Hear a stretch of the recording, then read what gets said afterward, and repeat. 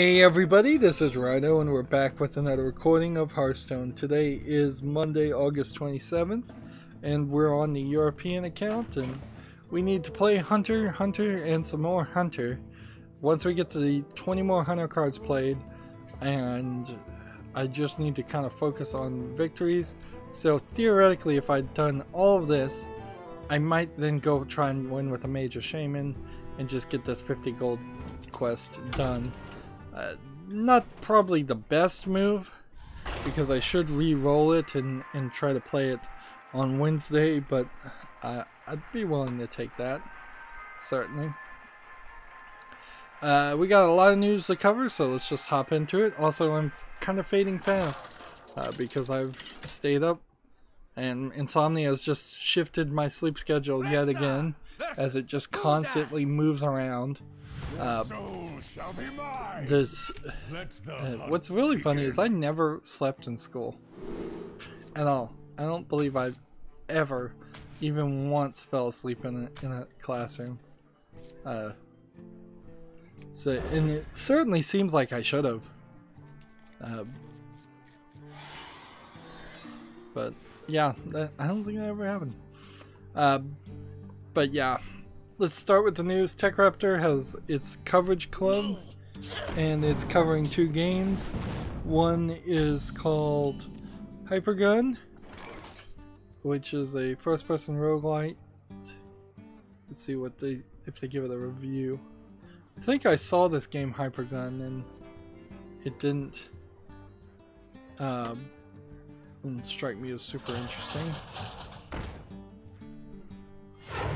Got all of these cards, all of these Hunter cards to play. Let's see. I'm skipping most of this review. Let's see. They don't seem to give it a number, which is weird because TechCrafter does definitely give review numbers to some things. So I don't know, like, what's going on with that.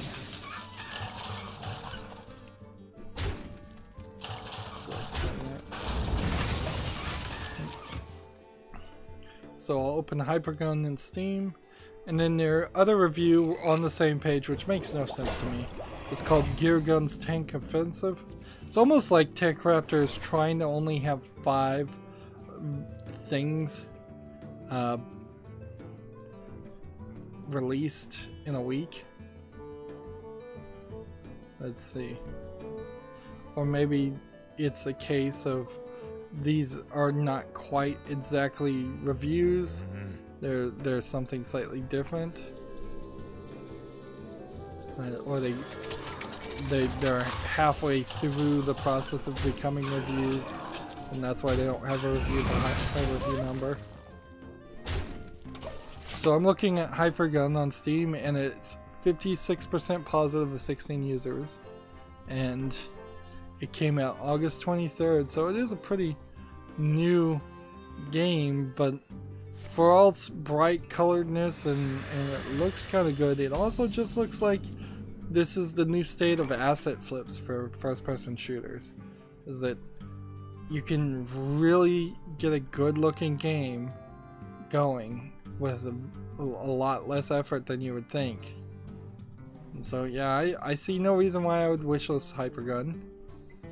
And then the other game is called Gear Gun's Tank Offensive, and it's mostly positive, 76% of 290 reviews. It came out September 22nd, 2016, so that also is interesting because that means they cover games that are much older than just recent releases. Let's see. Doesn't look like a bad game. It looks like you're getting in tanks and driving around and shooting and moving probably a lot faster than you ever really could. And you're shooting at giant alien-like insects. Graphics don't look terrible. I kind of like this as an idea.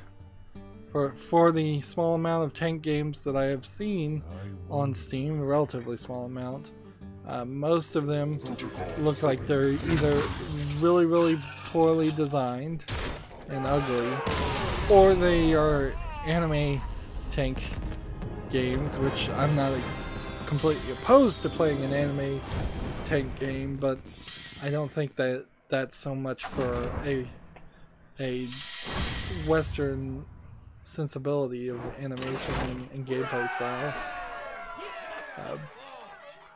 Moving on, we have an article from Gematsu. SNK Heroines Tag Team Frenzy DLC character Thief Arthur from Kai Rei Sei Million Arthur announced. So one of their DLC characters is called Thief Arthur, and let's see, I don't know what Kai Rei Sei is. So that might be a Japanese only anime movie. Could really be anything and everything. I guess it might be an anime because this trailer is starting off with an anime idea.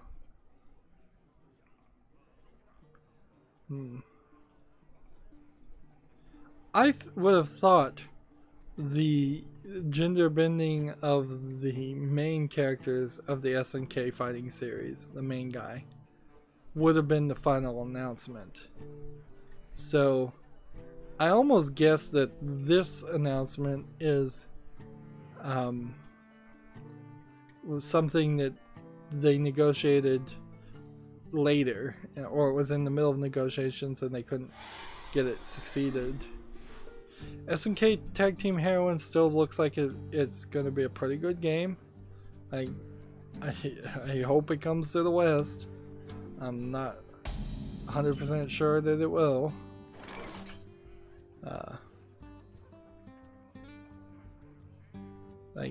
I wouldn't be surprised if there aren't any more DLC characters. I also wouldn't be surprised if there is a ton more, because there certainly is an idea nowadays in fighting games to rip off the customer by selling more characters and just breaking what would have been a complete and finalized game apart into extra pieces that people have to purchase.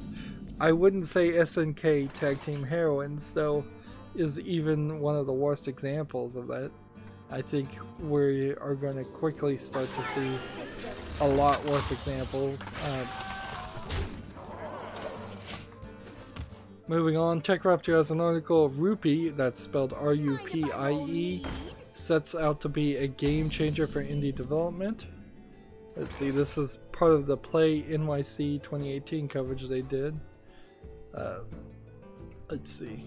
The premise behind Rupie is simple. Citing a GameIndustry.biz article, Rupie states that more than 75% of Kickstarter and early access games will never make it all the way to completion. Their vision is to create a platform that will help developers work smarter in a number of ways.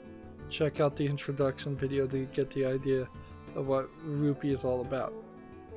So, there's a couple different ways this could be. This could be a competitor to like Kickstarter and Fig, which, by the way, Fig has not been a great success for anybody. And Fig has moderate industry support where Rupie very much won't.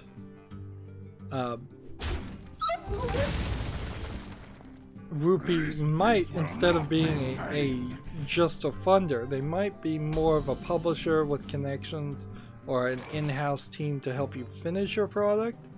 But inherently, like Yandere Simulator is, I think, a great example where if you are not capable of working with other people as a game developer, and after you've sold your idea and you're just a impossible to deal with artist, that's not going to get the game finished either.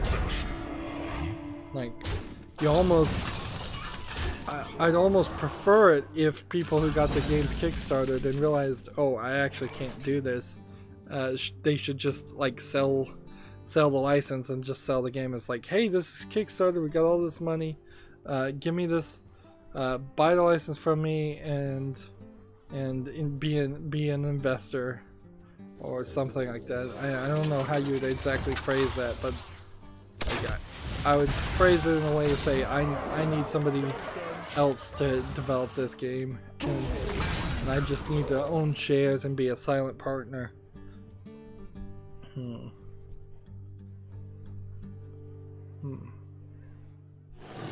Seems like there's some kind of rev sharing system.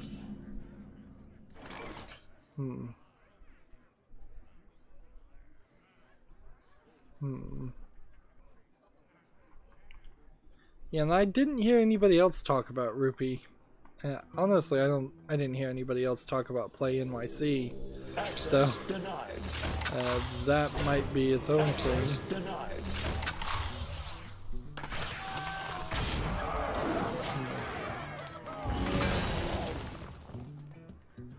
Let's see.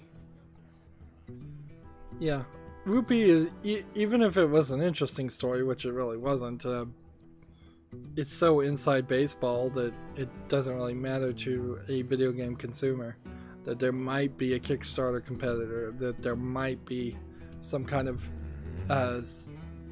support team company. It's not inherently a terrible idea that you would form a company that was specifically designed to just keep the programmers employed at all time, and you just take on jobs and help other developers develop their games. Unfortunately, a lot of those companies already exist, and they still don't keep their employees employed. They fire them and lay them off, and you still end up with just a bad situation all around. Most of those companies also don't do a great job. They're the companies that make all the bad ports because they don't really care. It would be better if an E3, a Ubisoft, and not E3, EA, Activision Blizzard, if some of the biggest companies out there just hired more and kept their employees on more, which I think they probably do, keep them on slightly more than a no-name company.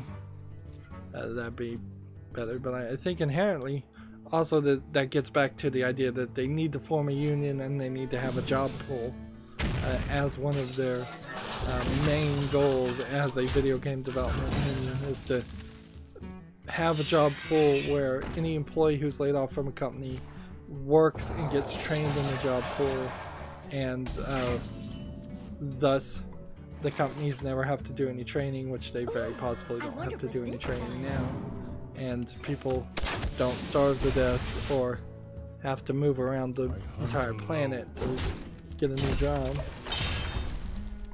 Moving on, TechRaptor has an article, Miasma Caves digging for treasure and dodging cave-ins. This game looks like it is a Play NYC early access Minecraft-esque clone. Doesn't look terrible so far.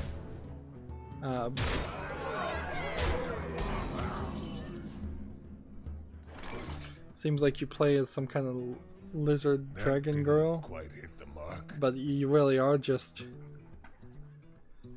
mining in caves, and I'm not sure a ton of what people liked in Minecraft was really the mining. I know Minecraft is called Minecraft, but that doesn't inherently mean that's what people were liking. It seems also that this dragon girl can just have rocks fall on her head at any time, randomly, and she can fight slimes or try to collect slimes. And then she's coming back to a central location, I think, to buy more equipment. So maybe it's not so much a building game like Minecraft, it's just a mining game. It doesn't look amazingly great, though. Yeah, gameplay mechanics seems like it would be pretty boring.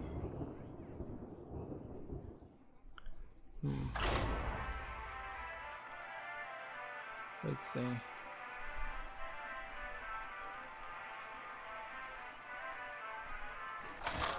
Yeah, I'm scrolling down to see if there's anything else here that would even be interesting. Versus Rexar. See, my alias, my caves. Bring it on. And like, this is a game that doesn't look interesting. It says it's coming soon.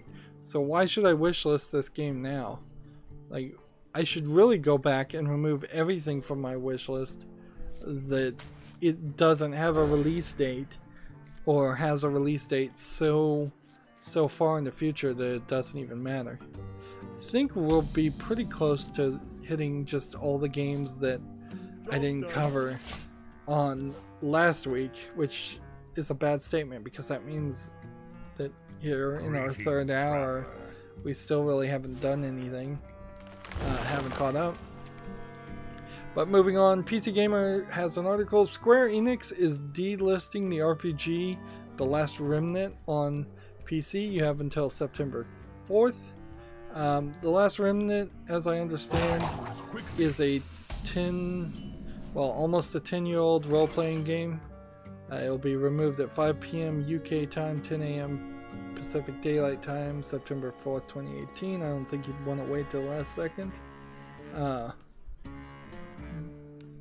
I almost assume that there's something in there that is licensed that they're just getting rid of. It doesn't, The Last Remnant, I don't know if it really has any relevance.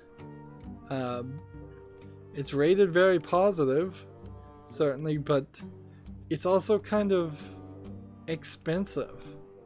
And it doesn't, I think, connect to any other RPG. And so why would Square Enix have even made this when they already owned Final Fantasy and they were putting everything into that?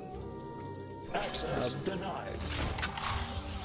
Like, trying to make a secondary RPG series seems crazy. Or a standalone RPG game seems crazy. I'd be more than happy if somebody gifted me that game, and I would probably play it, although it is an RPG, so I may just spotlight it. But also, I don't want to spend the $10 on it. And I'm getting to the point of making the tough decisions, and a 10-year-old RPG that's getting delisted, like, I kind of get it. I'm in the exact opposite position than with the tables for Pinball Arcade. As a fan of pinball and as a person who knows that they're gonna at some point in the future play those pinball tables that are simulations of real world tables, it was a pretty easy decision to say yes, yes, I want to buy all those tables, and I did, foregoing buying basically any other games during the last summer sale, which is fine because I have plenty of games, but not too many new ones. So I just end up playing older games, which is still okay. So yeah,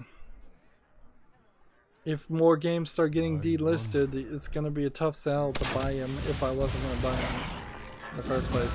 And I do believe The Last Remnant is on my wish list, but my wish list is so open to just having anything in it because of just how I use it, that doesn't really mean anything. Moving on, Your Game has an article. Xbox fan says Ligma meme destroyed his 12-year-old gamer tag. An Xbox gamer says his 12-year-old gamer tag was destroyed because of the Ligma meme. Let's see. Redditor took to r/Xbox One to complain about his gamer to complain after his gamer tag was changed. His gamer tag is Ligma, L-I-G-M-A, which he said he has used since Halo 2 era on the original Xbox. So maybe this guy was the originator of the meme. Or maybe, I mean, there is certainly a point that could be made where people should look to see how long these people have had their gamer tags before you add new filters to names. But I suppose you wouldn't.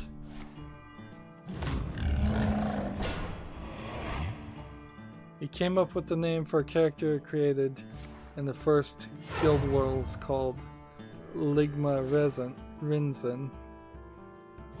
L-I-G-M-A space R-E-N-S-I-N. He even got custom controllers with Ligma printed on them. Let's see. A few months ago, Ligma started getting messages on Xbox from people talking about some sort of sickness. Let's see.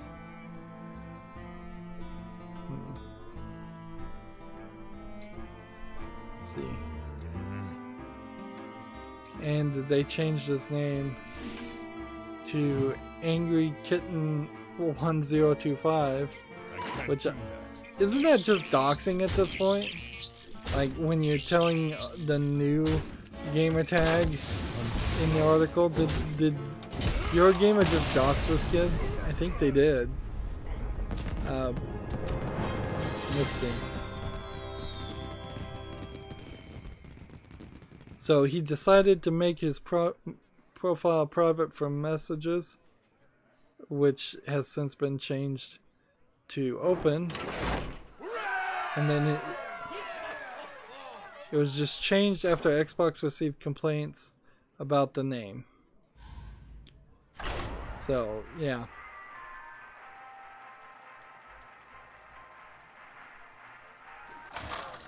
I'm confused as to why a meme that a streamer quote creates can allow such actions to be taken against someone who's supported the Xbox for so long. Wrote Ligma, they're just calling him Ligma. I have nothing against streamers or memes. I think he should have gone harder on it, but I think he just wants his gamer tag back.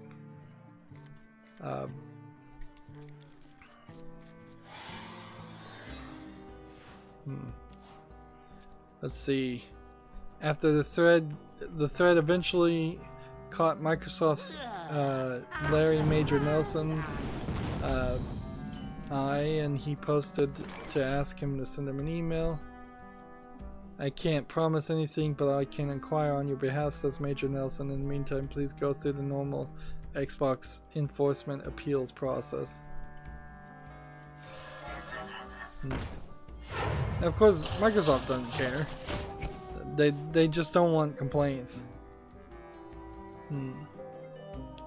There's a happy ending to all of this. It looks like Major Nelson pulled some strings as Ligma updated his post to say his original gamer tag has been reinstated, and you can check out his profile on Xbox gamertag.com.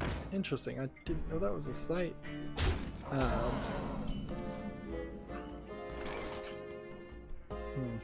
But in a final twist, it turns out his wife, who's gone by the gamertag Miss Ligma since 2011, has also fallen afoul to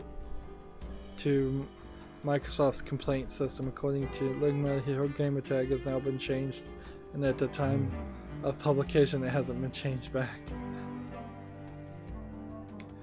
Yeah, that would be weird. So he has a gamer score of 32,505. I want to search. Let's see. I want to play this game first, but I want to search what my gamer tag, which I haven't used my Xbox 360 in a very long time.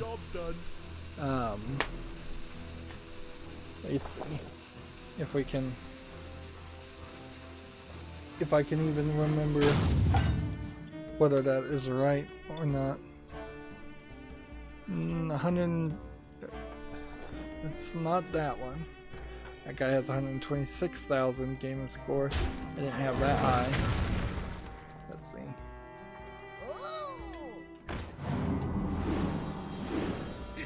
It's playtime.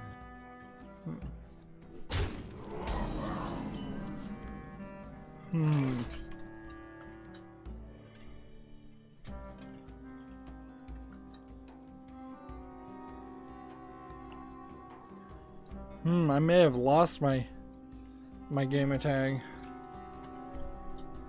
I wonder.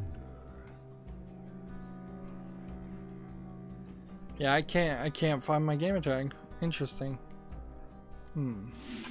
But that very possibly is that I just don't remember what it was, because it probably just had some numbers after it that I'm not recalling. Whoops. Of course, I could probably plug in my Xbox 360s and see if they work, but that would be a waste of time. Let's see.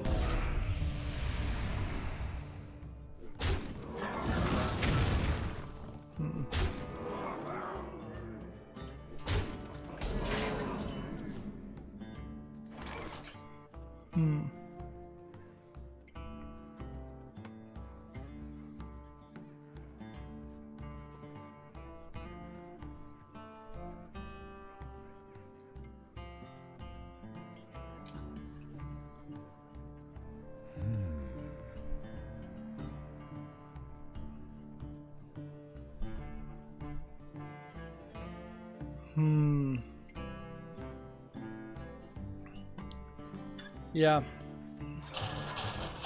I probably lost my gamer tag there. Oh well. I suppose I'd be slightly upset if I lost all the games connected to that account, but I also wouldn't be surprised about that either. See, there's only one gamer tag I would even ever use. Obviously it would be Rydo. So Unleash me.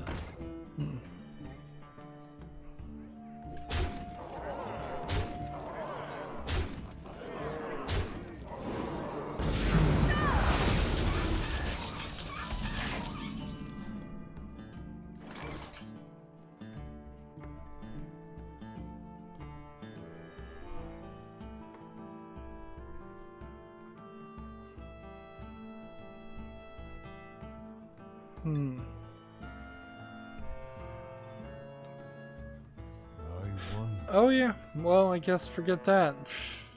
I'll play with that later. Maybe if I think very heavily and very deeply, maybe I can remember what my gamer tag was. But I imagine it's not super important either. It's probably just like I think I had like 60,000 gamer score. I was super obsessed with achievements and all that, but yep. I haven't turned on an Xbox 360 in probably 5 years. So it's been a different journey once I went PC gaming. Moving on, TechRaptor has an article from the Cove. From the Cove to your home, a quick chat with Tigertron about Jupiter and Mars. This is a Play NYC game. Doesn't have anything. Versus Maiev. Man, it sure feels like they did Play NYC instead of doing Gamescom. It would have been smarter probably to do Gamescom. Alright, moving on. PC Gamer has an article. Here's why Capcom has redesigned Ada Wong's look for Resident Evil 2 Remake. Devs have Ada enough. Let's see. We already know Claire Redfield has ditched her hot pants. Seems like Ada Wong's next character to get the change in wardrobe for the reimagined survival game, which fine. Like it's a full reboot remake, so Not surprised. The quote here is, it goes back to the same thing of what would look natural to be wandering around a photorealistic environment, and says director Kazunori Kato, K-A-D-O-I.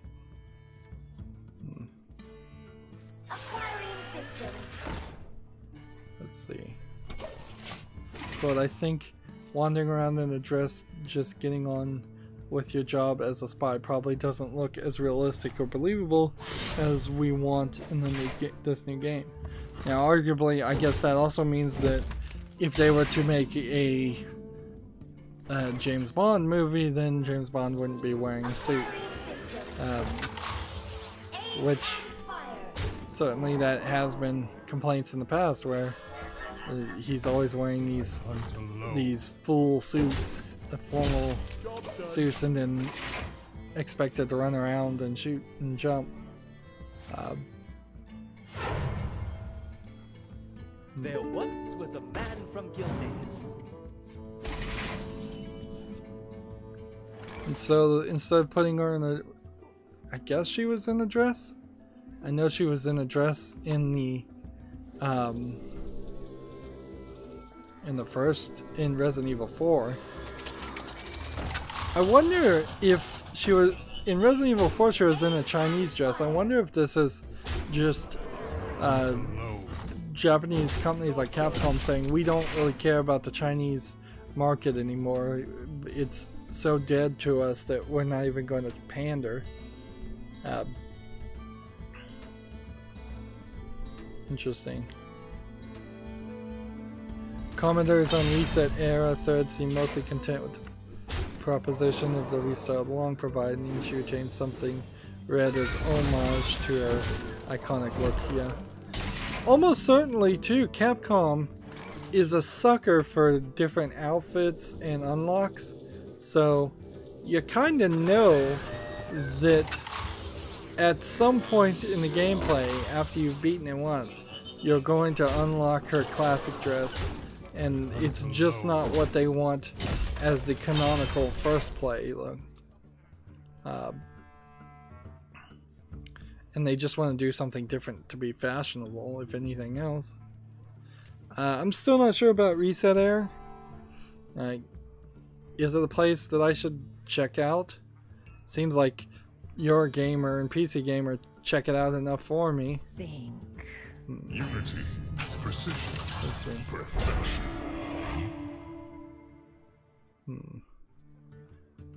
There's a quote here. This is the worst quote they could quote mine against them changing Ada Wong's outfit. Quote, man, screw all this realism. Which, I mean, kind of makes sense.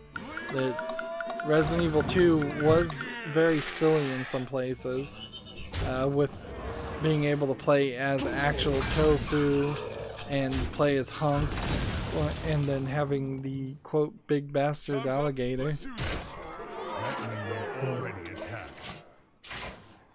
Meanwhile, they're still selling that $675 Umbrella Corporation themed keyboard.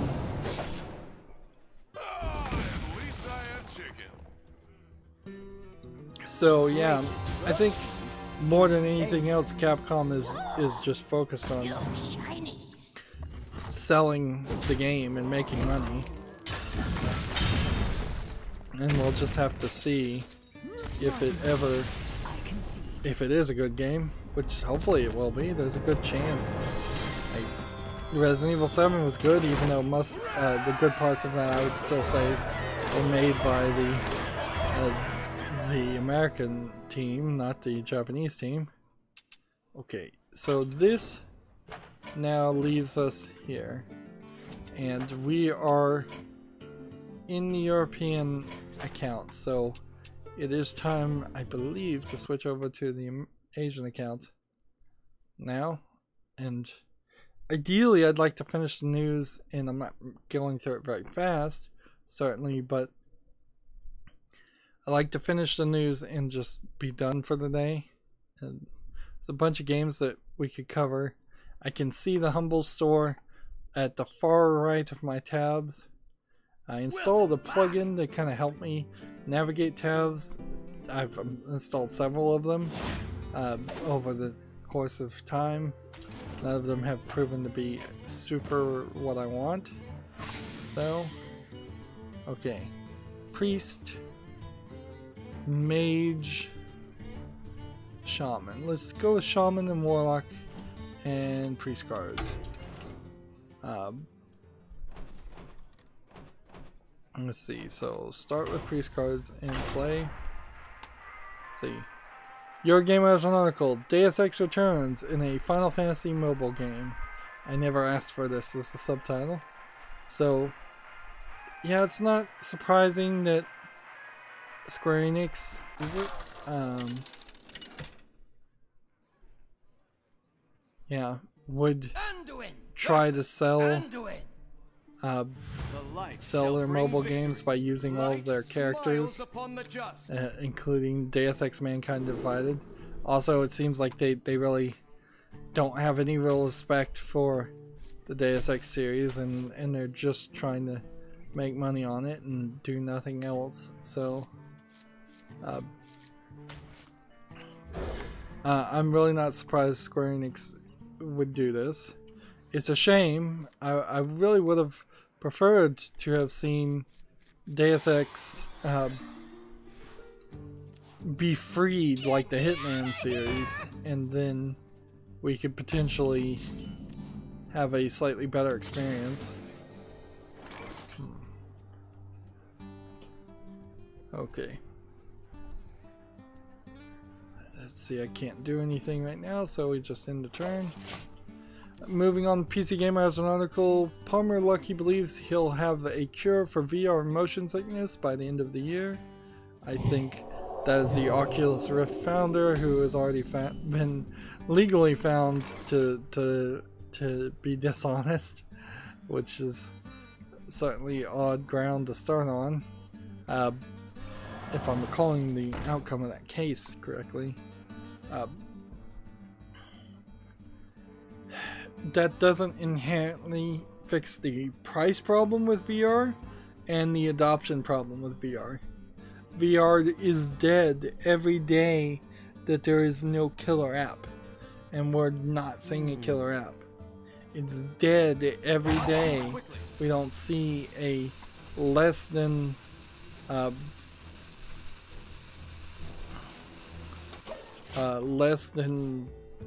$200 headset that works and looks great. But you're still hitting that price point. Even though the PlayStation 4 and the Xbox One have long since moved away from the $200 price point that you would have expected from an NES or Super NES, or even like a Wii. What is my purpose? Like, there's still a lot of stuff there, that a lot of reason why an Oculus Rift as an accessory needs to be cheaper, far cheaper. Okay, we already talked about that, so we don't have to talk about that again. Your Gamer has an article. Surprise! The Amnesia collection is coming to the Xbox One next week. I don't know. Like, having played Layer of Fear, I'm not sure I really want to play Amnesia. Like, I would. I think I own it, but I also feel like it's kind of a nothing game, and I would have preferred that Layer of Fear in particular looked better and played a lot better and had more gameplay mechanics than Amnesia did. And if anything, it feels like Amnesia may very well have more gameplay mechanics than Layer of Fear did by a small amount. Job's done. Yeah, at least Amnesia has or the footage I'm looking at, which might be Amnesia: The Dark Descent. It has like an inventory system. I don't know. Maybe I'll find a reason to play it next year. But ideally, I'd like to see a better horror game come out in the meantime. It shouldn't really be a major surprise that horror games are going to come out around October. That's exactly when you would time this release. It's the same reason why I cover horror games exclusively in October. There really shouldn't be a surprise there. Let's see. Hit this and then drive this guy crazy by doing this.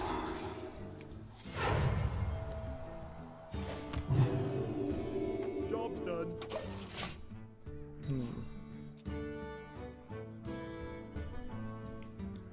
Speaking of horror games that I hope are better, Gematsu has an article. Root Letter, Last Answer, cast Saracer Eiko Yamato as Aya Fumino. So let me spell all these names. Saracer is C-E-R-I-S-I-E-R. Saracer apparently is the name of a either anime or group of some sort. Eiko is A-K-O and Yamato is Y-A-M-A-M-O-T-O. Aya is A-Y-A. Fumino is F-U-M-I-N-O. Like, Japanese names aren't generally the most difficult things to pronounce. It's the other words. Or maybe I'm wrong about that. Seems like that's the case.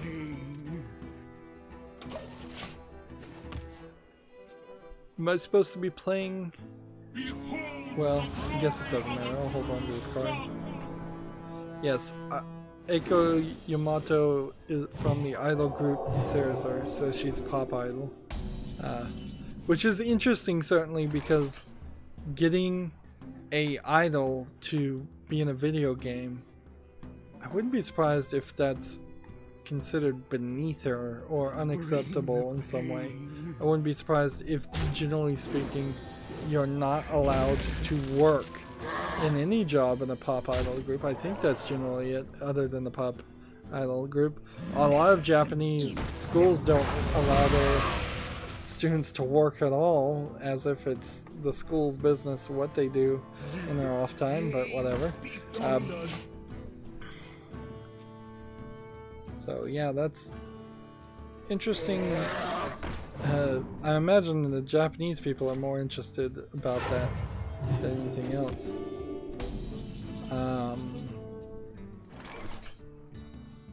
The game has not yet they haven't announced, well, even if it's a game or a movie. It might be a movie. So this is so premature, this news, that you just don't know anything at all. To damage all other minions. Bring the pain. Beware the shadow. Moving on. Yakuza, well, Gematsu has an article. Yakuza Online launches in 2018 in Japan. Pre-registration available now. I didn't know Yakuza Online was even in development.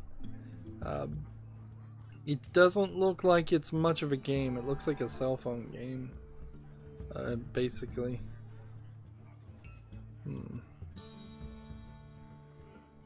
Yeah, it's some kind of smartphone game.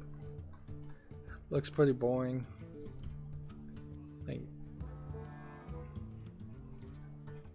Let's see, do we play this? Do we double minions health? Do we heal? Let's see. Gain this. And then play this. And then play this.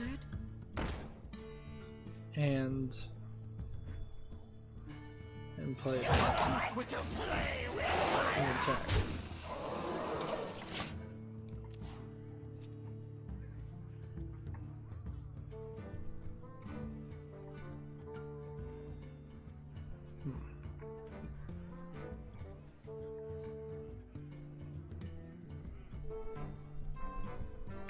PC Gamer has an article. Silent Hill 2 Enhanced Edition mod pack promises the definitive version of the horror classic.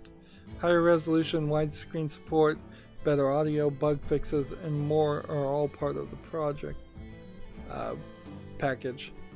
I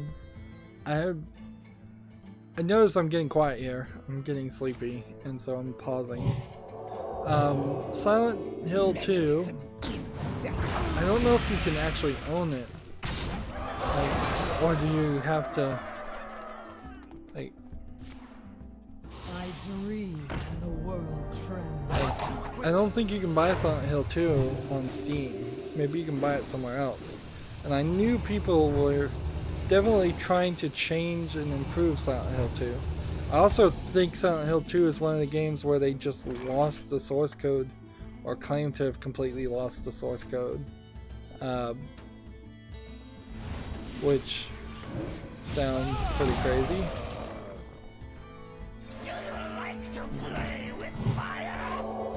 And I know people have nostalgia for Silent Hill stuff, but I'm not sure just enhancing that game is what needs to happen.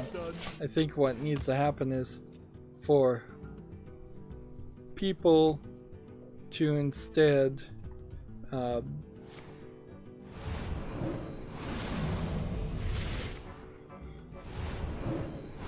make a remake, just steal the story completely, or make a remaster. Like, Silent Hill is dead. Konami's not going to do anything with it, so just steal the idea completely.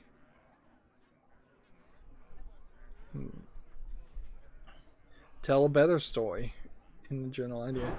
The thing I don't see a lot of is Silent Hill fans making fan games, or anything that is even heavily inspired by Silent Hill. So it must not be that popular a series. Yeah, I mean, they got the movies, they sold a lot, but it seems just to be like a loud vocal minority, not a whole bunch of programmers that are heavily influenced by Silent Hill and are making games like Silent Hill. There are way more people who are influenced by Cthulhu or Twin Peaks. Anyways, moving on, Gamasutra. This is, I believe, our first Gamasutra article and the only Gamasutra article today. Blogs, where's my money, dude? What Steam is silent about?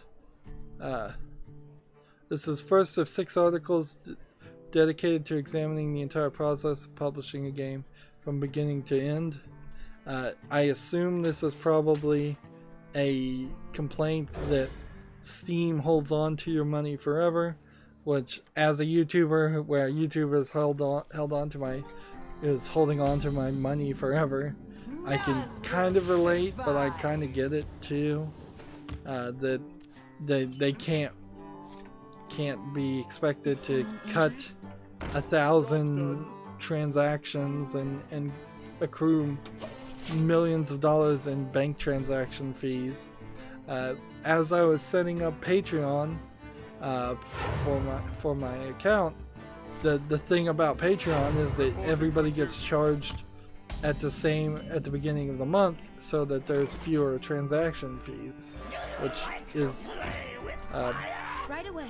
and thus more money ends up in the people's hands that deserve it, and less money ends up in the bank's hands. Converting stored energy.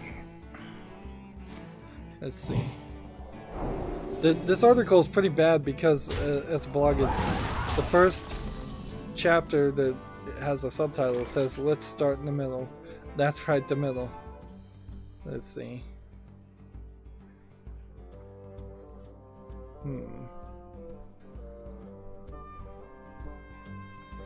But there is also a whole issue of people stealing credit cards, and because of that, most services have to hold some money in escrow. eBay and PayPal manipulate that system horribly and abuse people, definitely. So they're definitely not a good example, but I also wouldn't be surprised if somebody told me we're going to hold 50% of your monthly earnings in escrow just to make sure that no chargebacks put your account in the negative. Which again, Patreon seems like it's more than willing to put your account in the negative due to chargebacks, so Right away. that's interesting.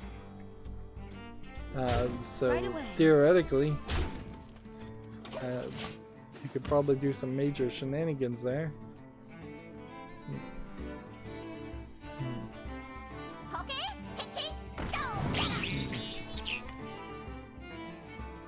Let's see.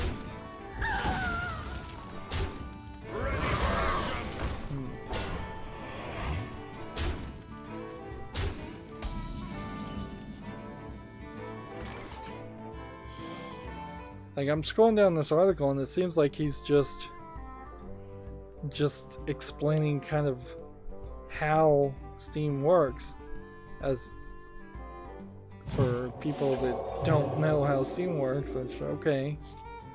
I don't know how many developers or publishers actually wouldn't know Right how away. Steam worked. Right away.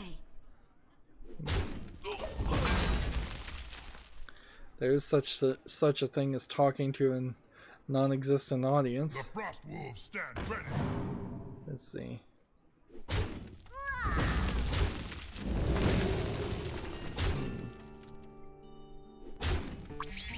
Yeah, this article doesn't seem like it's anything to do with that title. That's just like a clickbait title. It's just explaining like how you can expect your sales and your income to go. There's no dirty secret that is getting highlighted here. If there is some kind of dirty secret with Valve withholding money, I imagine Valve doesn't, just because they probably have plenty of their own. If anybody's gonna complain, it should be YouTubers.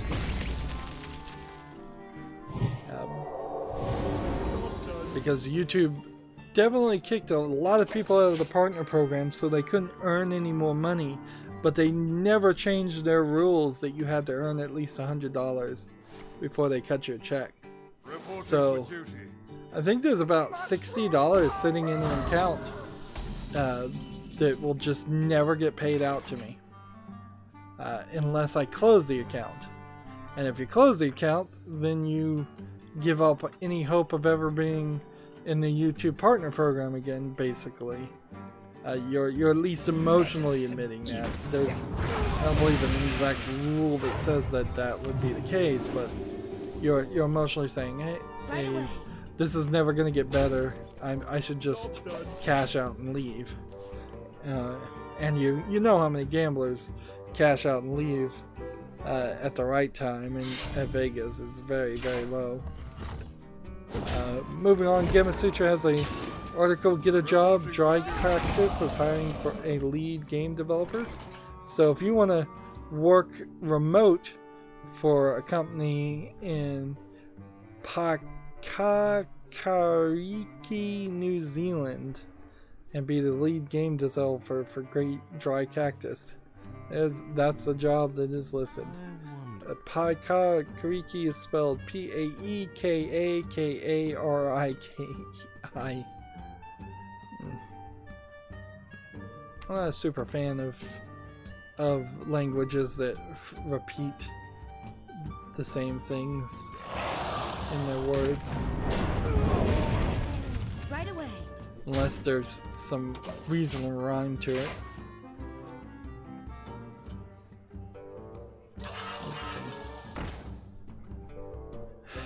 Let's see. We have a game on Steam called Cyber Rebeat, the Fifth Domain of Warfare. It's a visual novel. Came out August 24th. And it looks like a Japanese visual novel. Is it actually in Japanese? Yes. it is. So one of maybe 3 visual novels have been approved.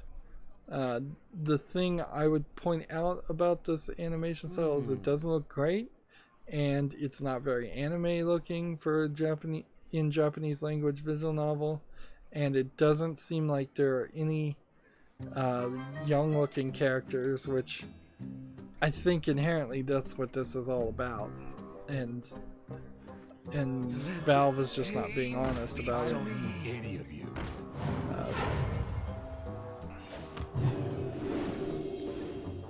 And that inherently also means Valve knows they're in the wrong, because if they were going to just say, we don't want underage looking characters in visual novels anymore, regardless of whether there are romantic options with those underage looking characters, they could stand by their morals.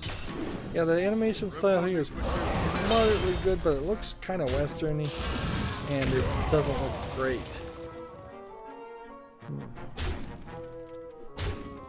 Definite inconsistency in drawing from piece to piece. Let's see.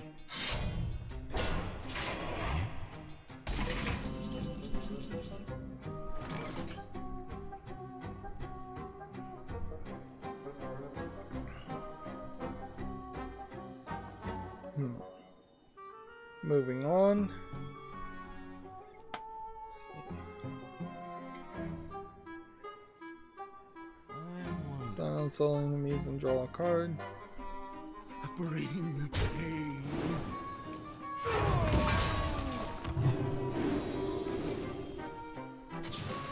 What is my purpose?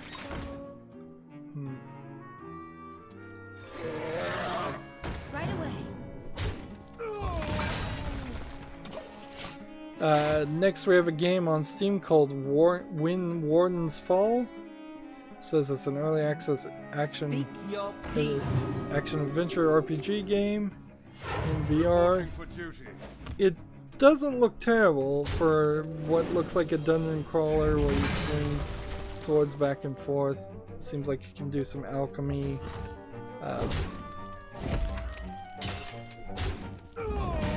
Doesn't look too bad, but it is VR too, so it's probably incredibly short, or you run into the problem of it being in VR so you can't play it if it's much longer. It's early access. It's 10% off for $22.49, which is incredibly expensive for even for a VR game.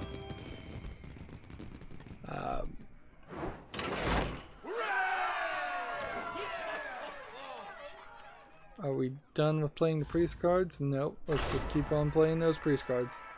PC Gamer has an article. Blizzard says no plans to enable user-created Hearthstone puzzles, but it's a cool idea. Is there a more direct quote here in this article? Anduin Not really. Rexxar. Okay, well, I had already reported that, but The light shall bring victory. that is that for now. We'll see if they decide to change their minds. I almost wonder if they would change their minds like in a year or so, once they've realized that they really didn't make that many good puzzles for the Boomsday Project, because they really didn't. The puzzles they made were not helpful for people who maybe wanted to learn to be better at Hearthstone, or experience something that felt like Hearthstone and was doing things that felt like they could be played when you're actually playing ranked play. Moving on, we have a game called Catgirl Magic Furry Duel. It says as nudity indie anime action single player. So you've got some Western style, Western animators, it looks like, trying to emulate Eastern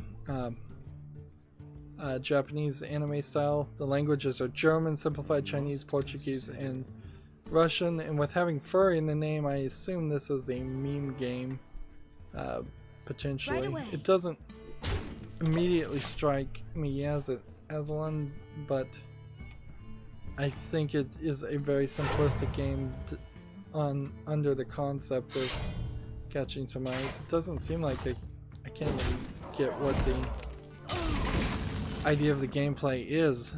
It's just characters standing on either side of a table, and maybe they're casting spell to summon something to fight each other in like a simplistic rock paper shotgun maybe style of game.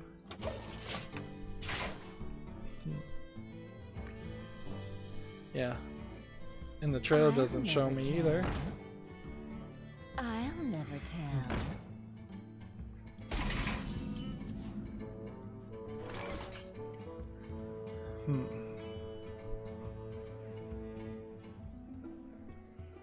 And see, this is from a developer that I think is just making troll games. So I'm gonna leave it at that and move on. I comply.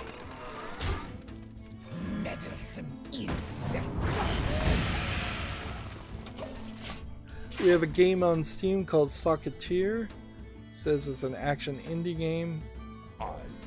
What I'd say is it is an interesting animation style, considering it looks like it is a top-down twin-stick shooter, or maybe you can take control of other robots and that helps you a little bit. You're moving through some narrow platforms to get around, and you're floating in space in general, it seems.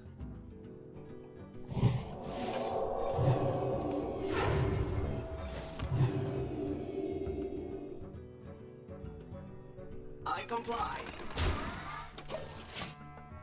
Like, this animation style looks a little bit interesting even for a twin stick shooter. And Socketeer is $9.99. It has 4 user reviews. Let me scroll down and see what they say. Any of them are in English. Let's see. We have a not recommended that has 4.7 hours. It says Socketeer is essentially a different spin on the roguelike formula. You can hack into your enemies in order to use their special abilities, but what happens when you have permadeath in a game that does not have enough random content? Well, it's not fun, very fun to replay, is what the review says. Okay.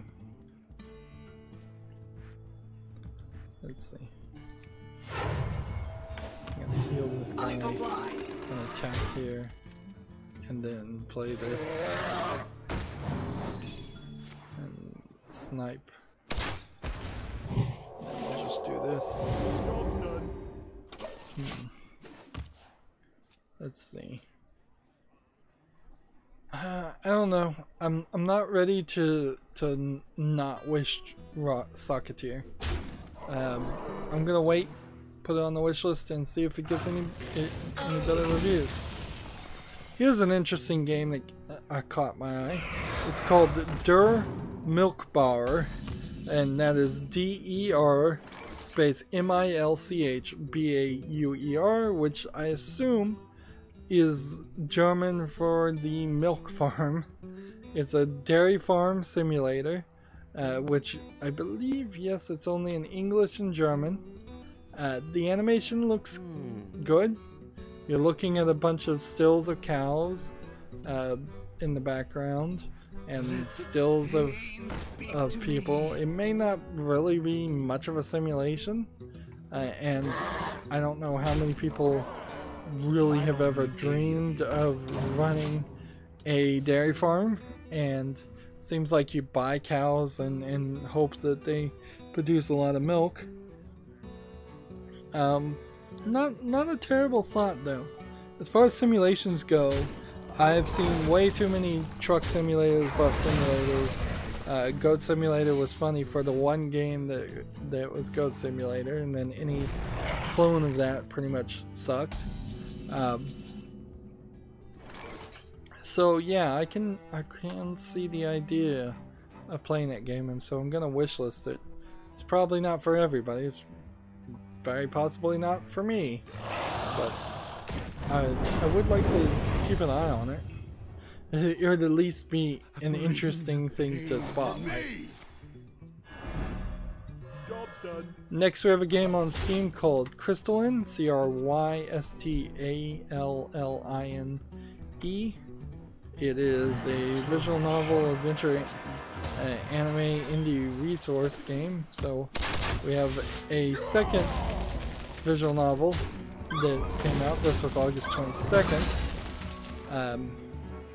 We have some elf-looking anime girls that all still don't seem extremely young.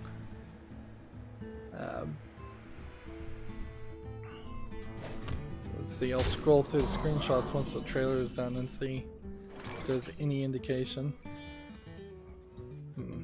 Like, there's a couple of girls that look slightly younger, but not extremely younger. But honestly, I don't know where... I don't know if Valve is drawing the line there at all. They basically lied and said they weren't going to draw any lines, and then they seem like they're drawing some lines for a while.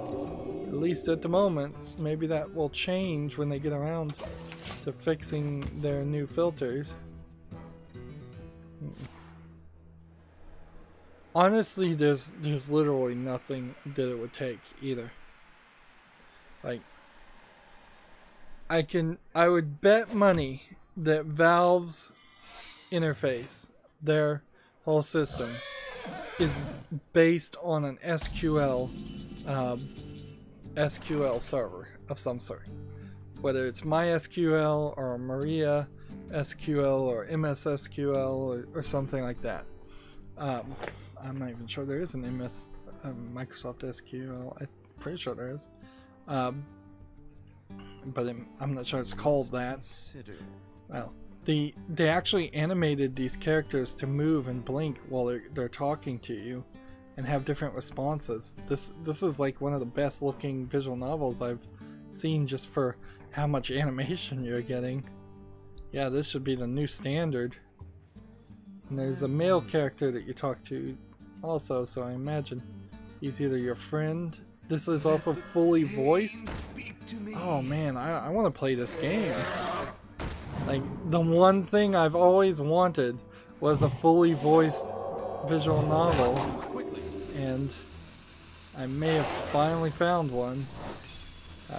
One assumes it's maybe not fully voiced in English, though it may only be fully voiced in Japanese, which then that kills that whole idea.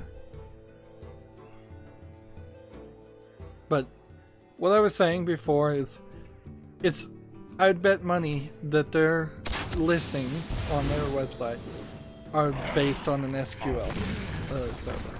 So it would take nothing, literally nothing, to tell all of the databases to create a new column in their spreadsheet, in their database, and just call it like visual novels 18 plus, something like that. We already kind of have 18 plus as an option, so that's not what it would take. Nothing.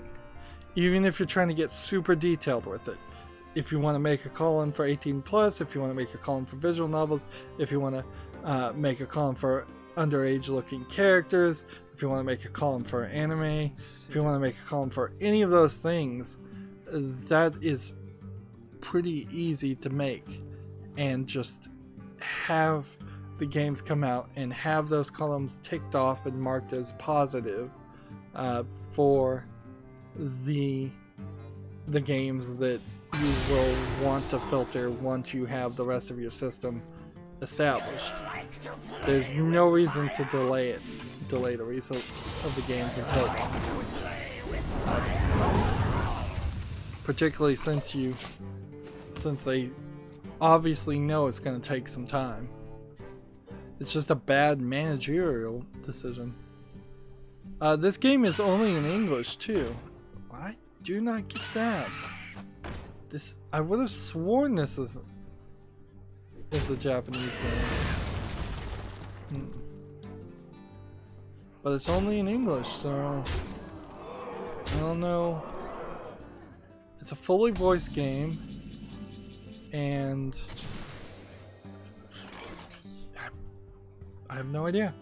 But I found a at least Japanese looking visual novel that's fully voiced. It's romance. It doesn't seem like it's tagged with sexual content and nudity, so it may not even go very far as the romance. It may just be you go on dates and that's it. It's rated very positive over the lifetime, 97% over 496 reviews, which is interesting, and it came out August 22nd. So Crystalline is the, I would guess, MVP game today. Next we have a game called Castle of Venia, V-E-N-I-A. It says it's an action indie casual adventure platformer. It's weird because the game has a CRT filter on it, so the edges are turned inward like you were looking at an old square tube television. It looks like you're playing something that looks like Castlevania, very much, although the graphics aren't quite that good, and the sprites are quite small. I could see things here certainly that would convince people to want to buy this game, but for me, I think it's pretty easy to pass. It's $2.99, so it feels like maybe it's not that long either. I don't see a large variety in the screenshots of enemies. Like there is a whole art to making screenshots, because that's what's going to either convince or not convince a lot of your potential customers as far as whether your game is worth it or not.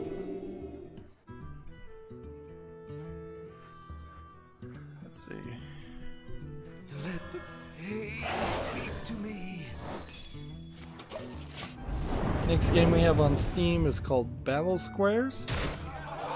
It's an early access strategy indie game.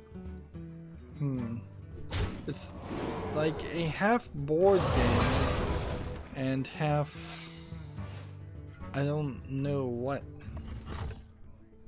It kind of looks like it's an attempt at Mario Party. I don't think the game looks that good though. And now that I look at the square humanoid characters, it seems like it's kind of an asset flip. But I really would prefer for this game to be good. Like a board game, a Mario Party game, I really would have liked for it to be good. Let's see. I wonder. Let's do this. Bring the pain. This. Let us some insects. And this. And that. And What that. is my purpose? And that. Someone injured? And in the turn.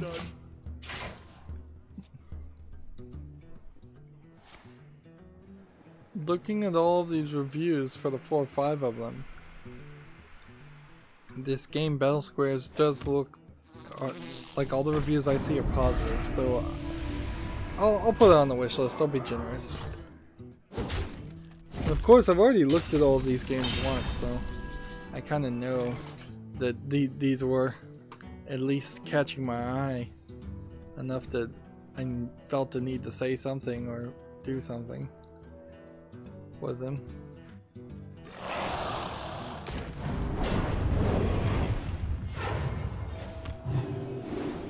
Beware the shadow. I comply.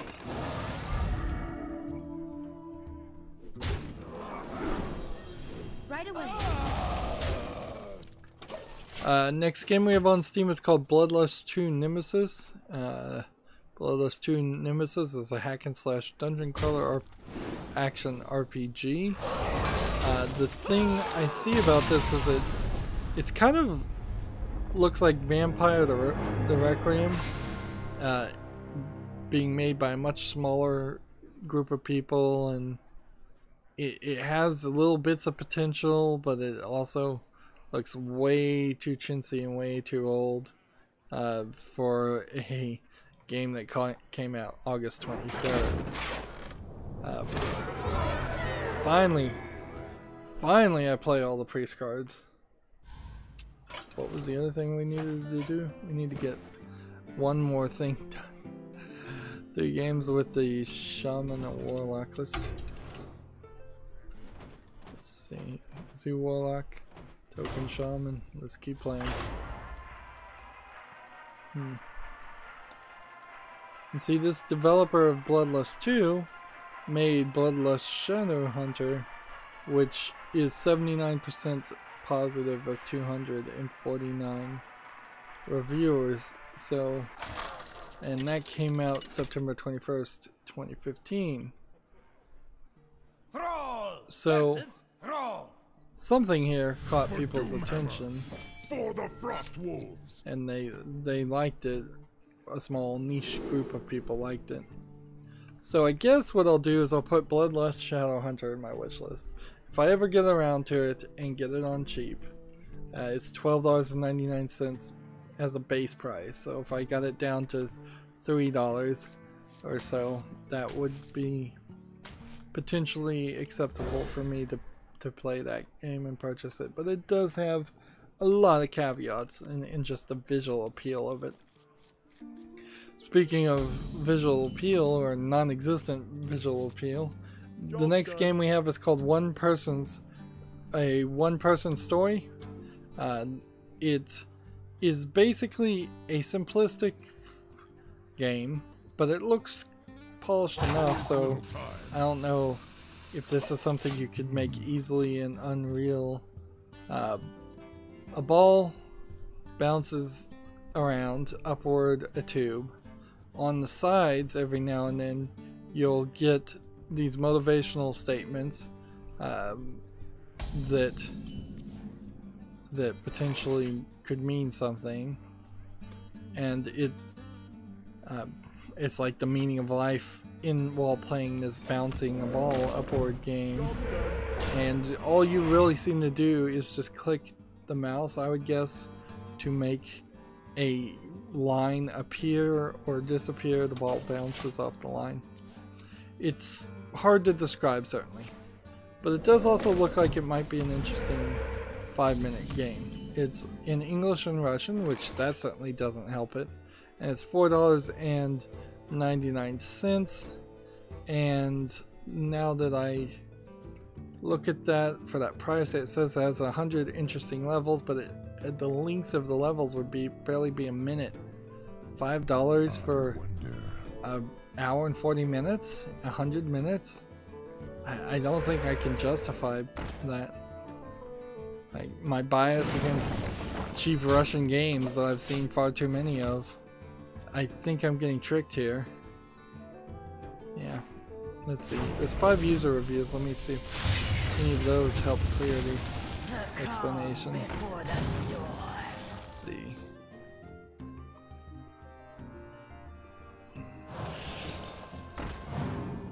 Like, only 2 of them are in English, and the rest are all in Russian. Yep. No, I think I have to close that game. I might be missing out on the hidden gem, but it's too expensive. Too expensive to trust. Moving on, the next game we have on Steam, and basically all I have left of Steam games because of what they were left over from last week. This game is called Ghosting Gun S.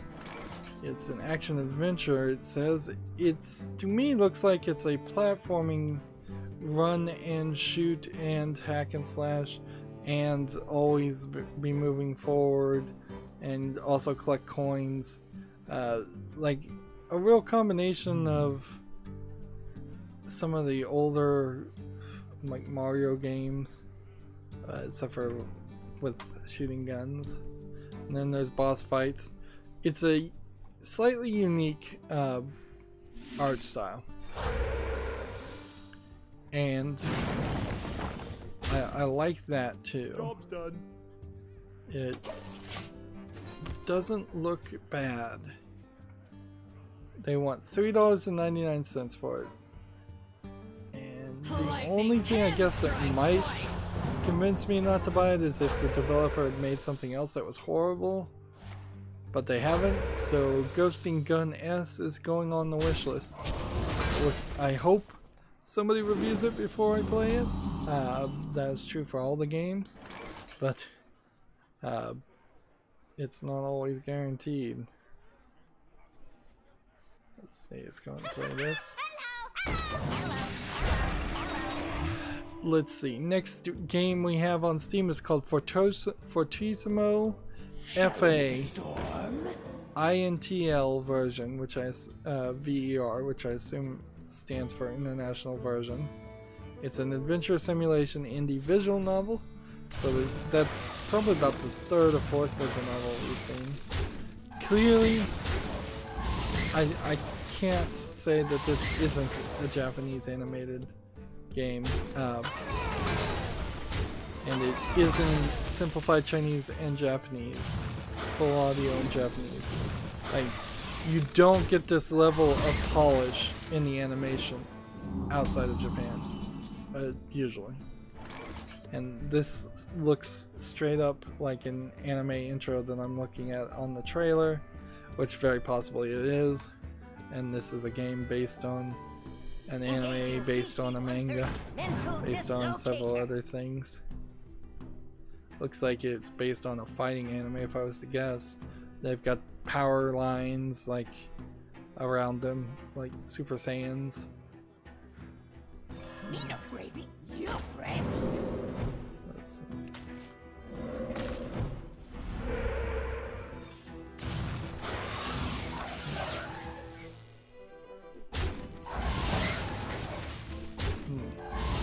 Now the anime girls at the last second were shown in bikinis on the beach, which, yep, that the characters, again, maybe one of them looks extremely slightly younger, but then the rest of them tend to toward the anime equivalent of being college students, teenagers, 18, 19 type things.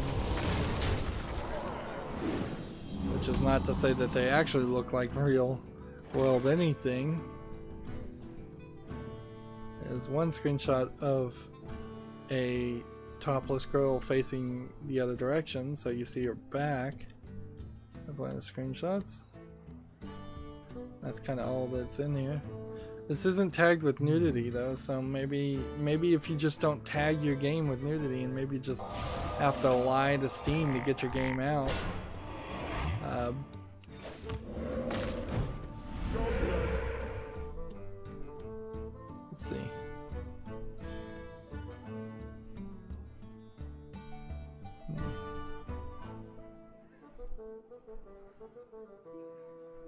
Let's see.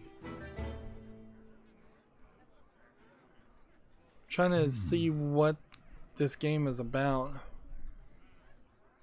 There is little time. Says this is an AVG, so anime video game. The story is told between the choices you make in the game and will lead to different endings. With the 13th magic awoke, the battle between the chosen summoners prevailed. The MC and female MC get dragged into a raging war between the summoners. I have no idea what the MC are. What will result when the dust of war settles between 9 hostile summoners? Okay, like no illness. Let's see. There's a not recommended that says the English translation is terrible. I've read that the game is only 1/3 translated. Turns out it's true. I played about 15 minutes, and even for the non-English speaker like me, I can still find its flaws and some messy sentences. Okay, well, that inherently is a risk of playing a game that is in a different language. It's a shame. This is such a interesting and nicely animated looking game.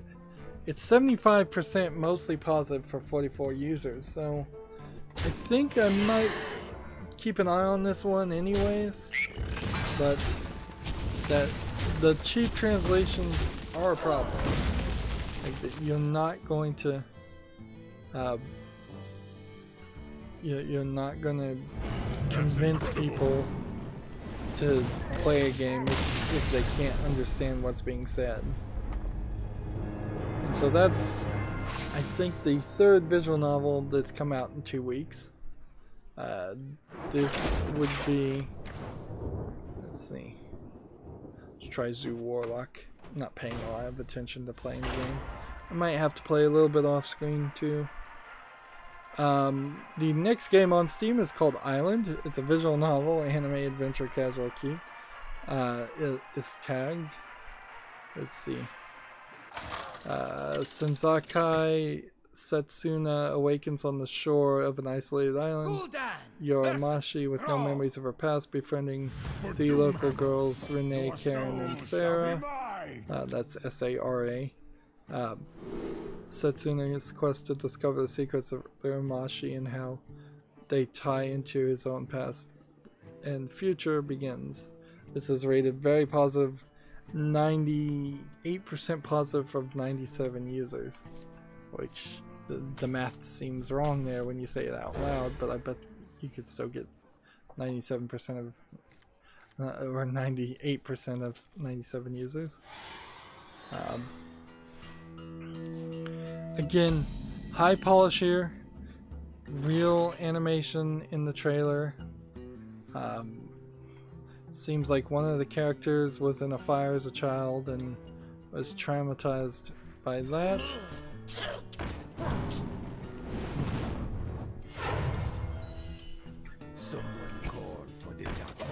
Let's see. The three characters in this game actually do look slightly younger and more moe, as they call it, than the ones I've seen before. I'm surprised this one didn't get held back.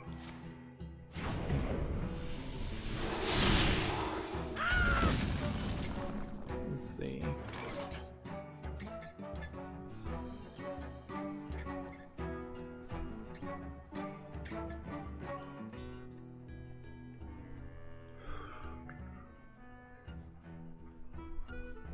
You know, for all the complaints about there being too many visual novels on Steam, you miss them. Yeah, you miss them really quickly. Or at least I do. It's like...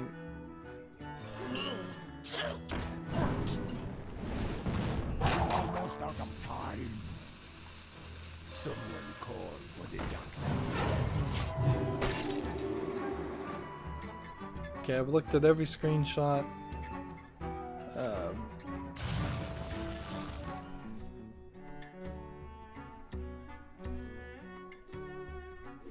They're working on a Chinese translation, according to this. Island is 10% off for $35.99, and for that price I definitely wouldn't pay for it.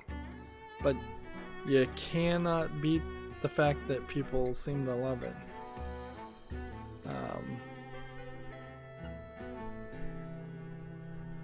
So many possibilities. I kind of am trying to see if somebody would spoil the story a little bit for me in the reviews, because it feels very much like a mystery story.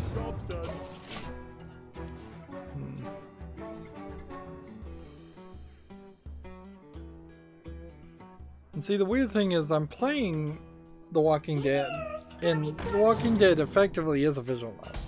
There's a few different endings you can get, but they don't make it clear. They don't make it obvious. It's never you should clearly befriend this character and spend all of your energy going after this character romantically in The Walking Dead. So, like, even if you do want to pick a character in the Walking Dead series, often they die anyways.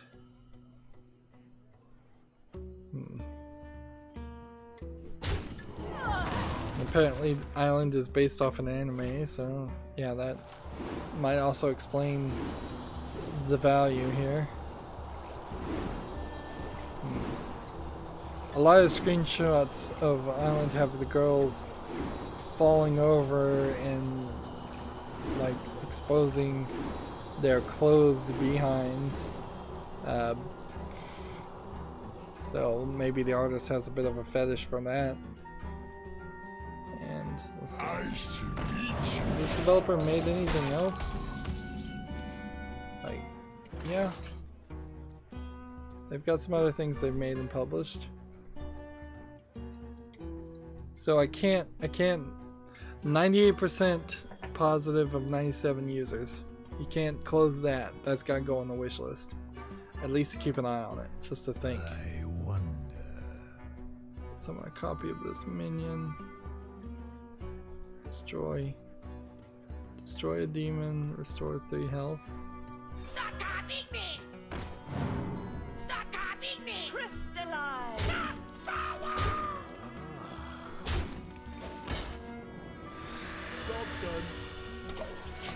Next game we have on Steam is called Ayni Fairyland. That's AYNI space Fairyland. It looks like it's a platformer. Maybe a puzzler. Looks a little too much like a cell phone game though. It's got a gold meter in the top and a bunch of unlockable characters. The game, it seems like you platform and you jump on bubbles, but that seems like that's kind of it. Or maybe you bounce bubbles around and the bubbles pop when you jump on them once. The other thing about a game like this is it would be incredibly frustrating, and I think, to play. How long can this go on? How long can this go on? Why me? Why me? So I'm gonna close that tab. Next we have a game called Clawbreaker, which says it's an action indie game, but I would say it's more like Smash Brothers or a fighting game, except for you're playing as crabs and you're attacking each other with your claws that extend out. This looks like a game that might be fun to play at a party for about 5 minutes, honestly.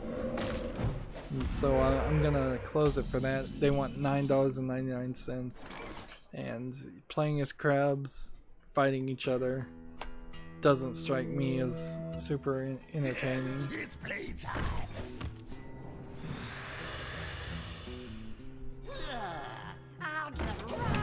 And see, we're so close to the end here. Although, as far as the daily quests go, I'm not close to the end. And as far as the hour, I'm 35 minutes over. And nobody came on the chat, which I'm not surprised. But I think I'm just going to have to figure out a way for this to work. And I'm going to have to probably stay up again really late and try to fall asleep somewhere around midnight. Like, if I can pull another 8 hours plus of staying awake, that would be the ideal thing, but I almost certainly am not going to. I'm probably going to immediately go to sleep after this. Gematsu has an article. Sheik Hondo Soul Eater, that's spelled S-H-I-K-H-O-N-D-O. She Con though. I assume KHON is probably one syllable. It launches August 28th for the PS4 and Xbox One and August 30th for the Switch. It's a Korean bullet hell shoot 'em up. Okay. I have no interest in bullet hell games, but that is something to remember or announce. Gamatsu has an article, The Missing J.J. Macfield in the Island of Memories debut trailer. This is from Arc System Works and the developer White Owls. Let's see. It's due out digitally for PS4, Xbox One, Switch, and PC in 2018. Let's watch this trailer. What kind of game is it, though? I have no idea. It's no tags saying what it is. How much damage can my hero take this turn?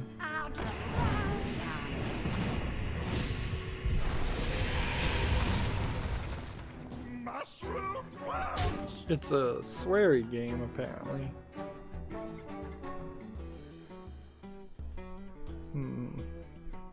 Okay, I'm seeing a character running into fire and running into blades, and you seem to have an ability to flip the screen virtually up and down. So it seems like what you're doing is you're trying to stop this girl from dying, who's the main character. I think, if I was to guess here, you are not controlling her, but you're controlling the environment. And so she's just going to constantly move in one direction or the other, and you're going to have to do things to protect her.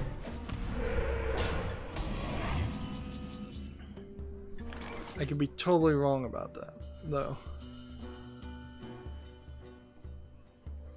It's science. Mushroom power. Could have drawn a card, then played this, then played that.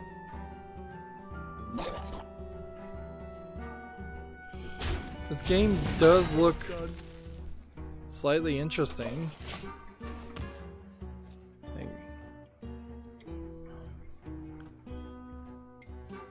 Yeah, so I guess I will. I can't even do anything about it right now. It's just been announced. There's no Steam link or anything, or a Steam page. But I'll keep an ear out for it, I guess. Gamatsu has an article, Varner of the Dragon Stars details several characters' names, skill trees, and feeding little sisters. It seems like this is a... what kind of game is this? It might be a visual novel, but it sounds like it's more of a JRPG game with some moe little sister characters. Yeah, it's an RPG game. It's due out for the PS4 October 11th in Japan. May not come to the West, if I was to guess. And I believe our last game on Steam is called Tyler Model 005. It's an action indie adventure RPG with exploration, according to this. And the trailer is very pretty. It seems like this robot gets handmade by a crafter, and then I think he has to, well, it says solve the reason of your creation. So you're this tiny little robot running around the 3D environment, solving puzzles, and I've seen games somewhat similar to this before, and this looks like a better version of that. Let's see, do we have anything else that we could play? Could probably switch over to casual and see if we could get some victories. We're about to wrap up here. Like, I could play mage. And just, you know what, stick with it. Stick with ranked play. like, for better or worse, you might as well just play ranked play. Tyler Model 005 looks very good looking. It's like a real AA, AAA game. Whereas everything else I've talked about is a single A game at best. You asked for It's it. $9.99, no discount. That's a bit of a shame, but I'll definitely put it on the wish list. And then we have a Gematsu article. Sega Ages Phantasy Star launches in September. The third saga Sega Ages for Switch game gets a release window. Let's see, it's the original Phantasy Star coming to Switch with a monster codex and a list of magic items, weapons, and armor. An auto mapping feature, an international edition FM sound unit, background music and music player. So I don't know if that's enough to make the game worth playing, because I think the original Phantasy Star game is still, yeah, it looks like an old NES game at best. An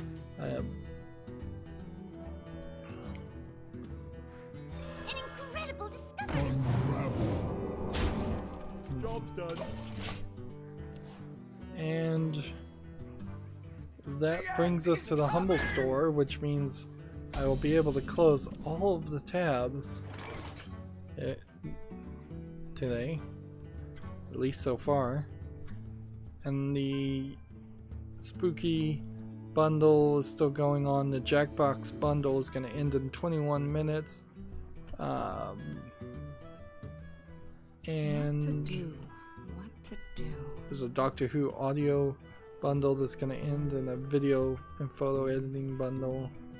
But really, it's just a spooky bundle. It's the only one.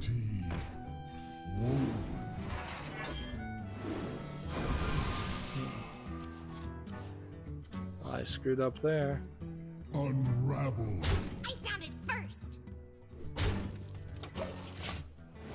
Let's see. The average getting spent now is $8.32 still. And I looked up the price of detention, which is what you would get if you paid more than the average for the spooky bundle, and it is about $10. So you are getting a discount just to buy detention, and Yamawari Night Alone also was about $10. So you're getting about a 50% off discount just if you buy that.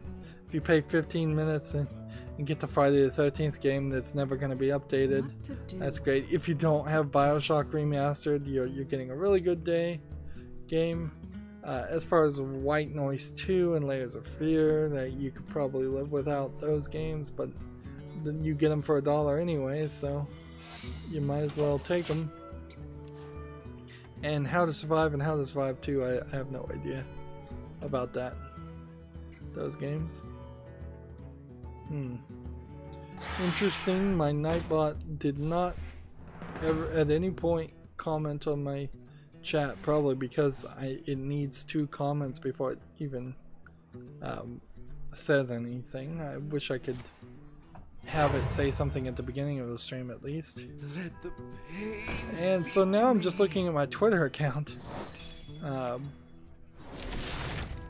Let's see. Double Fine is going to have a Day of the Devs event, which is probably just a game jam event if I was to guess.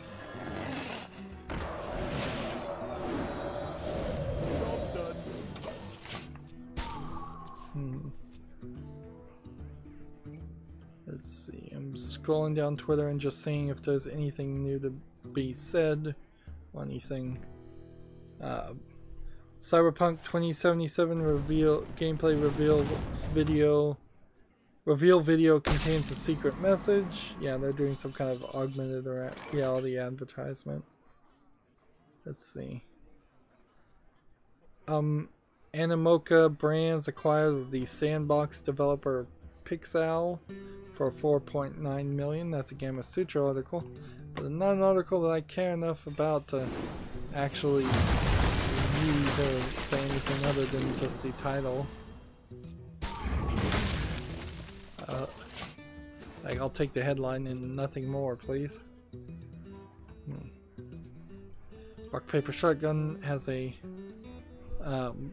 article. Little Briar Rose is a point-and-click retelling the Grimm Brothers' tale created in a stained glass aesthetic. I'll look at that and see if there's a Steam service for it, a Steam link. If there is, I'll put that on the wish list.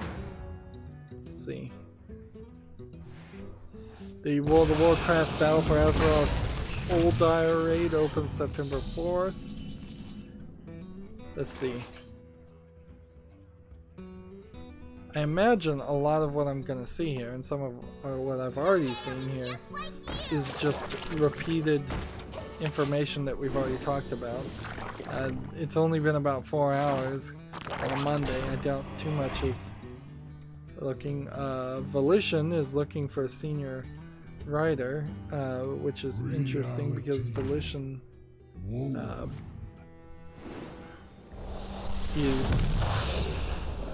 isn't there? I'd have to think about who Volition are, but they're a big time developer of something. I'm thinking maybe GTA, but I'm not sure.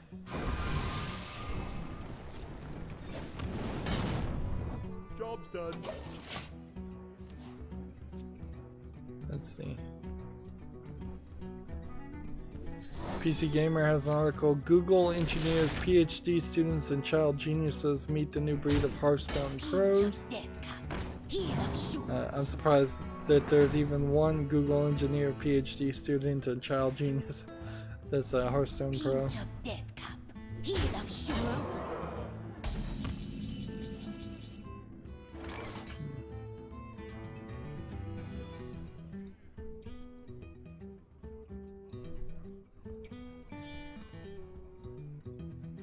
Let's see.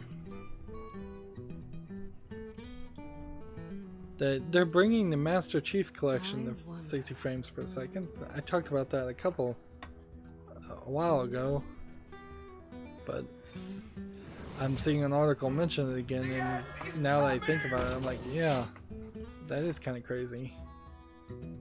So the gameplay trailer was 48 minutes of gameplay, which probably alleviates my fear of the game being short. But it probably doesn't really change my fear on it being light on content. There's certainly a lot of ways to make a light on content game take forever. Let's see.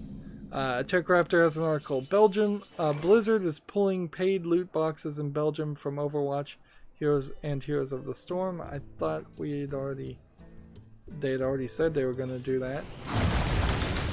Maybe it was a different European country. An incredible discovery. I do need to get 3 wins with some character. Like, I need to get one of those daily quests done. But I can do that off screen. I'll just put it on casual and play at my own leisure.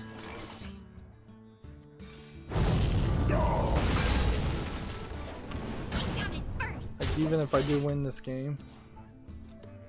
And I'm looking at some what's on Steam games, and so far I haven't seen anything that's even worth opening. I think I'm going to be a little bit more discerning at a certain point here, because this is getting crazy. Just having too many games pop up and talking about them when I kind of inherently know that they're not going to be good games. I know that from the word go.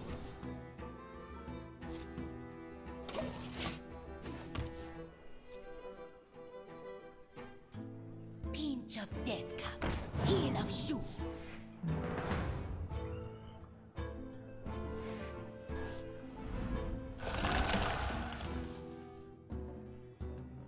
PC Gamer has an article. Ray tracing benchmark built from the ground up is headed to the 3D Mark this fall. So there's an entire new benchmark there that nobody will succeed at having a good number on, except for people that buy the brand new video cards. Let the pain speak to me. Let's see, if we finish here, I think we're finished, so this will just be the last game. If I'll continue to scroll down my Twitter feed, and if I see anything, I'll just talk about it Wednesday. I think we're, for the most part, back on track. Hello.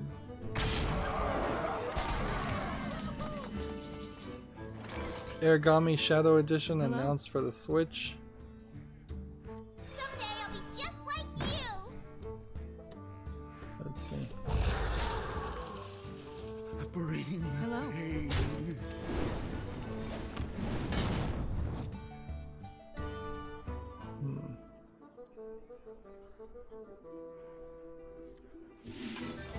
Someday I'll be just like you. Like, my only hope is that he thinks he's lost somehow.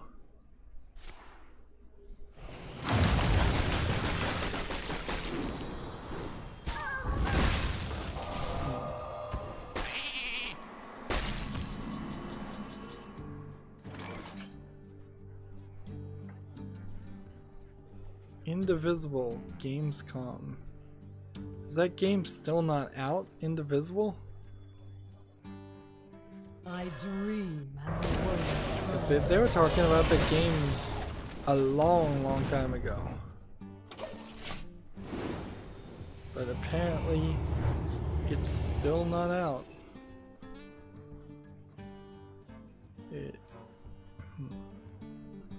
Daughters of Flame, awaken!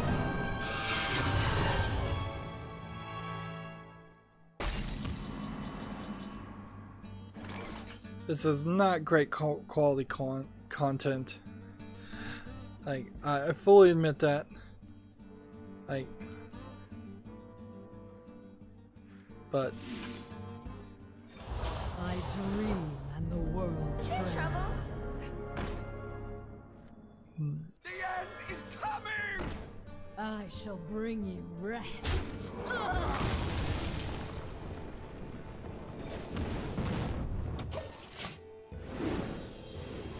I'm about to lose.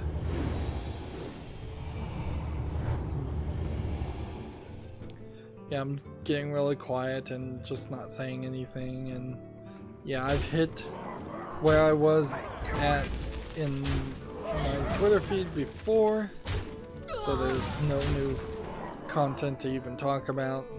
Anyways, so maybe starting Wednesday we'll run out of things to talk about before we run out of things to play. I'm almost out of cards. Although I would have preferred to run out of things to play, because if I run out of things to play, I'm just done at that point. I don't have to do anything more. Is there trouble? Is there trouble? I shall bring you rest. I shall bring you rest. Yeah. Really don't have anything to say at all. I'm almost out of cards. See, if I had hit this guy one more time, there would have been out of cards, but there's no way I'm gonna fatigue this character. Who wield it? I want to get back to 30. I'm out of cards.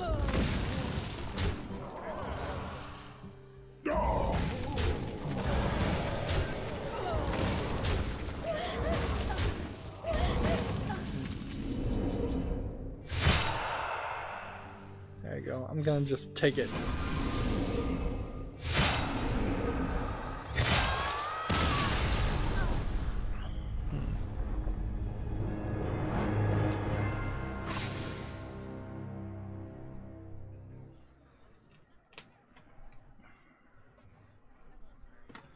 Okay. So, yeah. Half asleep. Or at least 3/4 of a way to sleep. Well, no, that'd be a higher number. Stick with half asleep. I need to get 3 victories with a Hunter and Mage. Or get 3 victories with a Shaman and Warlock. I need to get one of those things done either today or tomorrow, so I don't lose a daily quest and then end up with less gold. Otherwise, everything is fine. We've caught up on the news. Also, I need to try to fix my insomnia issues and be awake closer to 4 when I was streaming, so people actually watch the stream and get online on the chat. Anyways, that's it for this recording. As always, I ask you to like, share, subscribe, comment, and watch every second of my videos. If you want a friend to follow me on any social media sites, there's a bunch of links down below in the description. And if you want to support me even further, you can friend me on Steam and gift me a game. Thank you for watching. Have a good evening.